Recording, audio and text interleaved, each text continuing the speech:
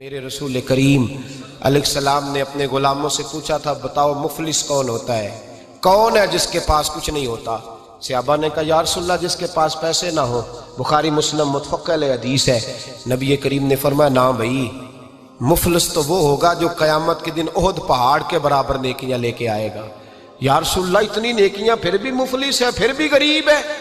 تو نبی پاک نے فرمایا نیکیاں پہاڑ کے برابر ہیں، پر اس نے چگلیاں بڑی کی ہیں، غیبتیں بڑی کی ہیں، مذاق بڑے اڑائے، اس نے لوگوں پر پھبتیاں بڑی کسی، تان و تشنی بڑے کیے، ظلم بڑے کیے، گالی بڑی دی، لوگوں کے بارے میں بری باتیں کی۔ اب رب کریم نے وہ ساری نیکیاں لوگوں میں بانٹ دی، مفلس ہو گیا، غریب ہو گیا۔ زیادتی نہیں کریں، ظلم نہ کریں، اپنی نجی زندگی سے لے کر گھر کے اندر سے لے کر اجتماعی زندگی تک زیادتی سے بچیں۔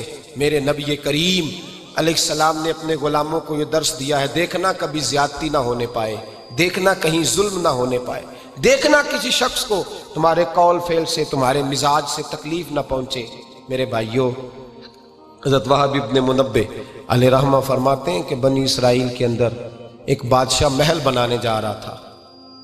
محل آج بھی جس آدمی کی سوسائٹی کے اندر دو چار قلعے، دو چار ایکڑ کسی غریب کے آ جائیں، وہ یہاں تو اسے دھمکاتا ہے یا بلیک میل کرتا ہے، کچھ نہ ہو سکے تو پھر قتل ہی کرا دیتا ہے معاذ اللہ۔ اور یہ خبریں عام ہمیں سننے پڑھنے اور دیکھنے کو ملتی ہیں۔ بادشاہ محل بنانے جا رہا تھا، ایک غریب بی بی رہتی تھی، اس کی جھونپڑی بادشاہ کے محل کے نقشے میں آتی تھی۔ بادشاہ نے کہا بی بی منہ مانگی قیمت لے لو، خالی کر دو یہ مکان۔ بزرگوں کو اپنے جھونپڑیوں سے بڑی دلچسپی ہوتی ہے، بچے سوسائٹیوں میں چلے جاتے ہیں، ابا جی کہتے ہیں مجھے گاؤں میں رہنے دو، میرا یہیں دل لگتا ہے، مجھے اس گھر سے دلچسپی ہو گئی۔ اماں کہنے لگی بادشاہ میں یہاں بیاہ کے آئی تھی، خامد انتقال کر گیا، اولاد اللہ نے دی نہیں، میں پکا ہوا پھالوں، گر جاؤں گی تو تیرا ہی ہے، لیکن مجھے اس آشیانے میں رہنے دے، یہ گھونسلہ میں نے تنکا تنکا کر کے بنایا ہے، مجھے رہنے دے، نہ مجھے نکال۔ کہنے لگا میرا نقشہ خراب ہوتا ہے۔ بی بی سارا دن مکان میں بیٹھی رہتی کہ میری جھونپڑی ٹوٹ نہ جائے، ظالم کی نظر میں آ گئی ہے کہیں میرا یہ آرزوؤں کا محل چکنا چور نہ ہو جائے، سارا دن ڈیوٹی کرتی۔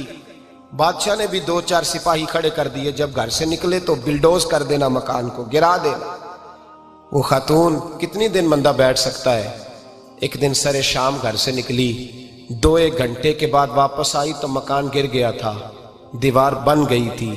حضرت وہب ابن منبہ فرماتے ہیں بس اس نے دعا کی، اس نے دعا کی تو رب کریم نے وہ شہر سارا تباہ کر دیا۔ اس بی بی نے 2 جملے کہے تو الٹ پلٹ دیا وہ سارا شہر۔ میرے نبی کریم علیہ السلام نے فرمایا جب مظلوم کے ہاتھ دعا کے لیے اٹھتے ہیں تو عرش کا مالک آسمان سے کہتا ہے کھول دے سارے دروازے، اس کے بیچ کوئی پردہ نہیں رہنا چاہیے، آنے دے، مظلوم ہے، اس پر ظلم ہوا ہے، ظلم ہوا ہے۔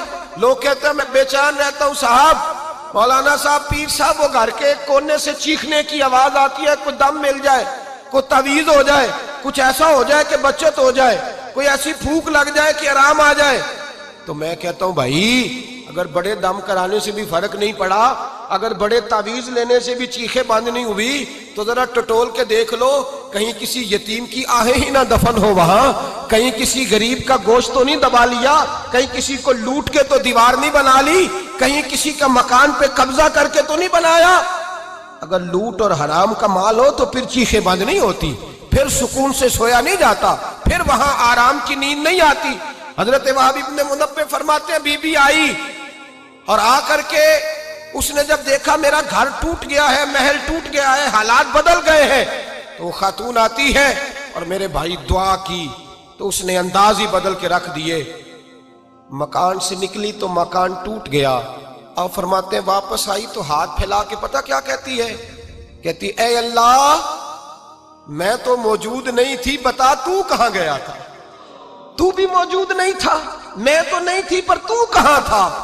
بس رب کریم نے حضرت جبریل کو حکم دیا، فرمایا یہ بستی الٹ دو، ساری تباہ کر دو، یہ لوگ نہیں رہنے چاہیے۔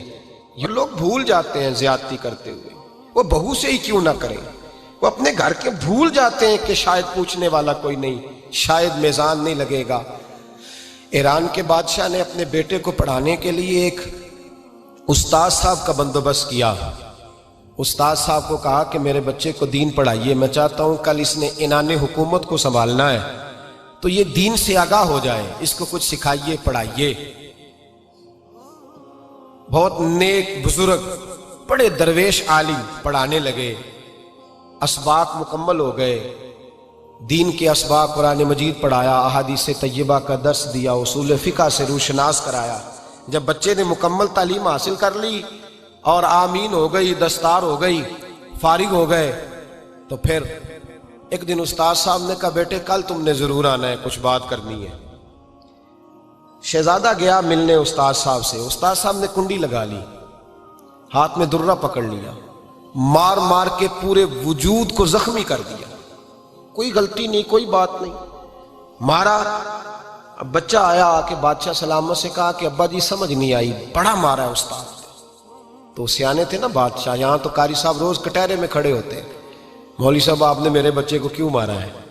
آپ 8,000 کے مولوی ہیں، میرا کئی کروڑ کا بچہ ہے، سویرے بدل لیں گے، خبردار آپ نے بچے کو ہاتھ لگایا، اپنی حیثیت میں رہے معاذ۔ جو قومیں استادوں کو کٹہروں میں کھڑا کرتی ہیں وہ ترقی نہیں کر پاتی، جو استادوں کو کٹہروں میں روز کھڑا کرتے ہیں۔ کہا ابا جی بڑا مارا ہے، تو والد بڑے سمجھدار تھے، کہنے لگے بیٹا استاد باپ ہوتا ہے، وہ زیادتی نہیں کرتا، کوئی بات ہوگی میں تیرے استاد کو کٹہرے میں نہیں بلاؤں گا۔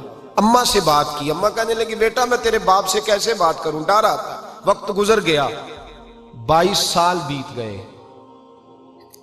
22 سال گزر گئے، بادشاہ کا انتقال ہوا، شہزادہ تخت پہ بیٹھا، پہلا حکم یہ دیا کہ میرے استاد کو بلاؤ، پہلا حکم۔ استاد جی بوڑھے ہو گئے تھے، چھڑی کے اوپر ٹیک لگا کے آئے اور بھویں سفید ہو کے جھک گئی تھیں، یوں آنکھ کھول کے بڑی مشکل سے دیکھا، کہنے لگے شہزادے حکم ہو۔ کب میں شہزادہ نہیں، اب میں بادشاہ بن گیا ہوں۔ استاد جی 22 سال بیت گئے، آپ نے مارا تھا، پر وہ درد چونکہ زیادتی کی تھی، میرا قصور کوئی نہیں تھا، تو نہ میری روح سے درد گیا ہے نہ میرے جسم سے گیا ہے، میں بے اختیار تھا، پوچھ نہیں سکتا تھا، آج با اختیار ہوا ہوں۔ سب سے پہلے پہلا حکم آپ کو دیا، بلایا ہے، بتائے کیوں مارا تھا، کیوں مجھے مارا تھا، میری زیادتی بتائے۔ تو استاد، بوڑھے استاد کی آنکھیں آنسوؤں سے بھر گئیں، کہنے لگے بیٹے بس آج کے دن کے لیے مارا تھا، یہ جو دن آ گیا نا میری زندگی میں اس لیے مارا تھا، یہ میں چاہتا تھا میری زندگی میں وقت ہے، آج کے بس میری مراد پوری ہو گئی۔ کہا صاحب کس لیے، مجھے بھی سمجھائے۔ آپ فرمانے لگے کتنی دیر ہو گئی تجھے مار کھائے ہوئے، کتنا زمانہ بیت گیا؟ کہنے لگا 22 سال۔ فرمایا زخم بھولے تو نہیں، درد ختم تو نہیں ہوئی، تمہیں بات 1 منٹ کے لیے بھی تمہارے حافظے سے محو تو نہیں ہوئی؟ کہا استاد جی روز رات کو یاد آتی، روز خیال آتا تھا۔ استاد کہنے لگے بھائی تو بے اختیار تھا، پوچھ نہیں سکا، 22 سال تجھے یاد رہا، مجھے پتا تھا تو ایک دن حکمران بنے گا، میں نے تجھے اس لیے مارا تھا کہ بیٹے یاد رکھنا، کسی پہ ظلم نہ کرنا، اگر تجھے 22 سال تک یاد رہا ہے تو جس پر تو ظلم کرے گا اسے بھی قیامت تک یاد رہے گا، اور یہ یاد رکھنا تو آج با اختیار ہوا تو تو نے مجھے بلا لیا ہے، قیامت کے دن غریب با اختیار ہو جائیں گے، مظلوم با اختیار ہو جائیں گے، وہ با اختیار ہوں گے، للہ الواحد القہار، رب کریم کی بارگاہ کے اندر ان کا اختیار ہوگا، اکیلے اللہ کی حکمرانی ہوگی، پھر وہ بلائیں گے بڑے بڑے کج کلہ، دنیا میں جن کی پگڑیاں اونچی تھیں وہ سر جھکائے کھڑے ہوں گے، دنیا میں جو ڈکٹیٹر بنتے تھے ان کی پشتیں لال ہوں گی، ان کو غدار لکھا جائے گا، قیامت تک نہیں بھولے گا۔ ظلم کرنا تو سوچ سمجھ کے کرنا، اتنا کرنا جتنا تم سہ سکتے ہو، اتنی زیادتی کرنا جتنی قیامت میں تم برداشت کر سکتے ہو۔ میرے نبی کریم صلی اللہ علیہ وسلم نے فرمایا ظلم سے بچو، یہ قیامت کے اندھیروں میں سے ایک اندھیرا ہوگا، زندگی میں زیادتی نہ کریں، اگر تھوڑی دیر کے لیے کوئی چیز برداشت کر جائیں گے تو وہ فائدہ دے جائے گی، کچھ دیر کے لیے اگر سہ جائیں گے تو نفع مل جائے گا، سہنے کی کوشش کریں لیکن زیادتی نہ